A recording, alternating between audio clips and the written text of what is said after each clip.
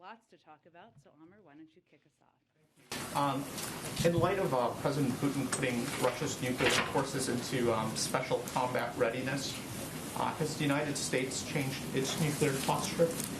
Well, let me first start by saying that throughout the crisis, Russia and President Putin have falsely alleged that it is under threat, including from Ukraine, including from NATO. Neither the United States nor NATO has any desire or intention for conflict with Russia.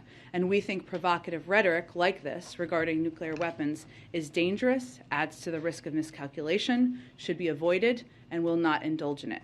We are assessing President Putin's directive, and at this time we see no reason to change our own alert levels. But it's also important to remember that even over the course of the last several months and years, when we have had significant disagreements with Russia over a range of issues, Russia and the United States have long agreed that nuclear use would have devastating consequences and have stated many times, including earlier this year, that a nuclear war cannot be won and must never be fought. So we have not had seen reason to change our alert levels, and we are see obvious significant danger in escalatory rhetoric. Can I ask, there's been a great deal of movement of unity.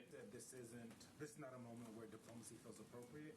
The French president talked with Putin hours ago. So have the discussions between the Russian and Ukrainian delegations changed, or how are they influencing President Biden's stance, having leader-to-leader discussions? We're a few days out from that. Nothing has changed in terms of this president's assessment of having a conversation or engagement with President Putin. As we've said before, we're not ruling it out ever. It just is not the appropriate moment or the moment for the United States president to have a conversation with the president of a country invading a sovereign country. That's our view. Other countries make their own decisions. In terms of the engagements or discussion between the Ukrainians and the Russians, I'd really point you to the Ukrainians to get more of a readout from that. There have been reports that those will continue. I would point you to them to confirm whether that is the case, and I expect we will be in touch with the Ukrainians as we are nearly every day.